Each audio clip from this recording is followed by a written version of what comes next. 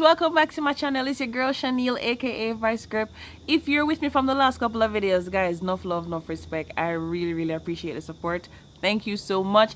And if you're new, welcome to Vice Grip's Perspective. So we started a series called Transition from High School to Tertiary, and we're going to be continuing with that series with episode 6, where we talk about extracurricular activities. Yes, we're going to talk about some of the fun stuff.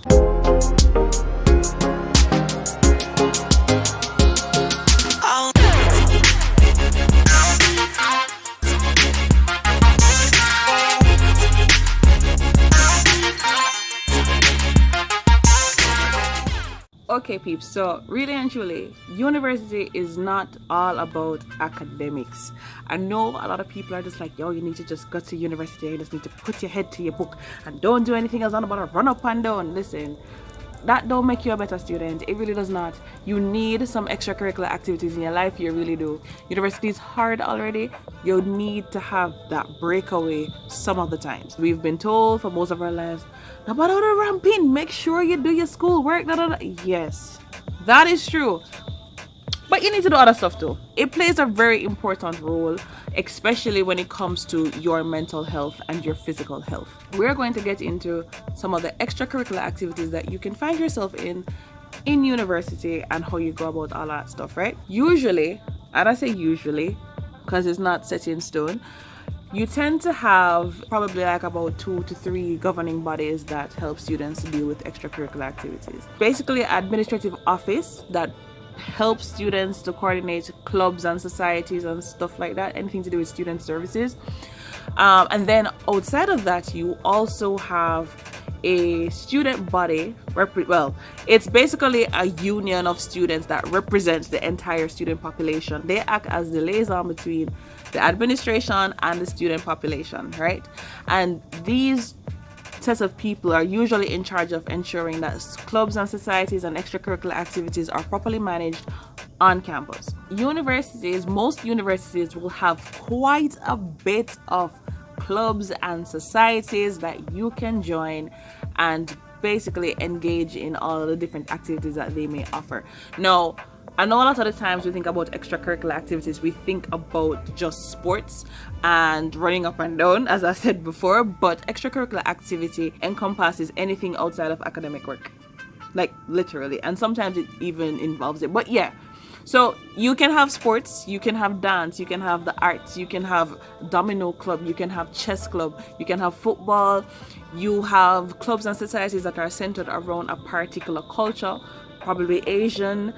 You might have clubs and societies centered around a particular concept, volunteerism.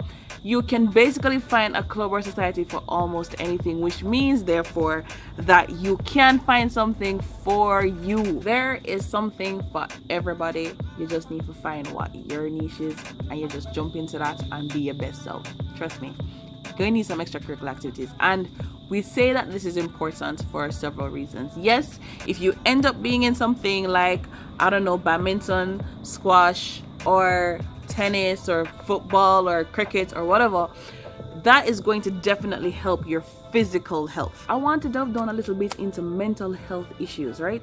So we kind of underestimate and a lot of the times downplay mental health disorders, and this is basically any disorder that will affect your thinking, your behavior, your mood, and this ranges from depression, anxiety, schizophrenia, eating disorders, stuff like that. And this is going to be a common thing in university students. Trust me, there are like 139 outpatient mental health facilities in Jamaica. I can tell you these facilities are treating 1,035 out of every 100,000 persons that we have here. Right? That's a lot of people. We need to stop downplaying this mental health thing. It's important. It's not minor, it's not small. It's something that we really need to pay attention to. In fact, our health minister, Dr. Christopher Tufton, went ahead and let me tell you what he said. So persons between the ages of 15 and 34 years are among those with the highest overall prevalence of depression, between 15 and 34. And I can tell you the majority of university students between that age range, between that age range, is university students. It is what it is, and we need to pay attention to it. I know we spoke about the fact that, you know, you need to do something to break away from the normal routine of school and everything. And sometimes we feel like, okay, because we're going to sit down and play video games all day, or we're going to be in debate club and that kind of thing, we don't need physical activity. I recommend that everybody in some way, some shape, some form, try to do some form of physical activity. It is so important, guys. Let me tell you. Hold on. I have it. Wait there. So, written in the Journal of School of Health by Professor Howard Tarras, right? He did a paper on physical activity and student performance at school. And in there, he spoke about physical activity improves general circulation, increases blood flow to the brain, and raises levels of norepinephrine and endorphins. I hope I pronounced those correctly.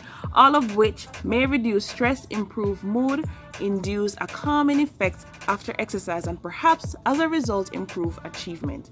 Medical studies show this. You need some physical activity, guys. Get active. It doesn't have to be a sport. You don't need to be running up and down with a whole bunch of people. You can just get up and say you're going to take a walk. Just get up and take a walk around the block. It's an activity. You can stay in your room and do exercises right there on your floor. You don't need to be engaging with a whole bunch of people, but do some form of activity.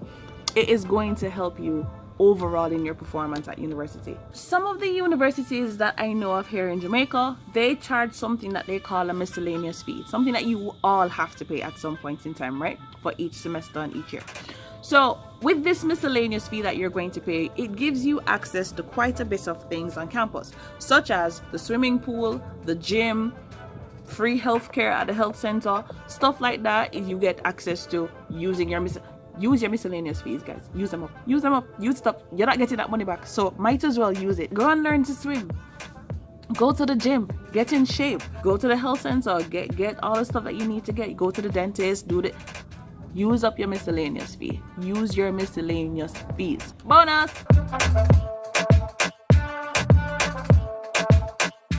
Alright, so you might be thinking, alright, I can just go to school. I don't need to do these extracurricular activities because it is not mandatory.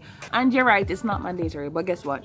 Here are the perks to actually doing some of these things. Doing extracurricular activities and volunteerism and all that stuff adds to your resume. Because by the end of the day, when you really check it out, everybody going to university and everybody's coming out with a degree. Well, most people are coming out with a degree. What is going to separate you from the next person? When you step into an interview room and you're competing with other persons who have the same degree as you, what's going to make you different? This is where your extracurricular activities come in. Yeah, it makes a difference right here. Because now you are going to be like, you know, I did all of these things while I got my degrees. It shows that you know how to work within a team. It shows that you know how to work with pressure and under stress because you're doing school as well as these other activities. And it shows that you have character. So because you're going to be interacting with a bunch of other persons while you're doing some of these extracurricular activities, you are automatically going to improve your network.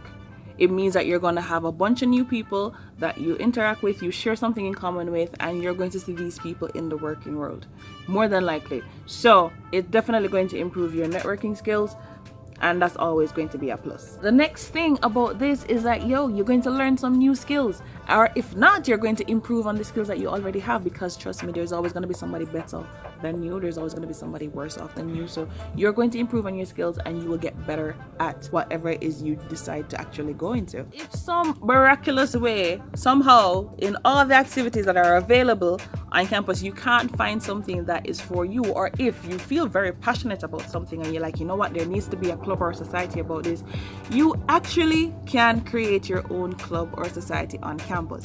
Of course, there's a whole bunch of rules and guidelines that you need to follow in order to be classified as a club. And it's really good to actually have it classified as a club, because you know what?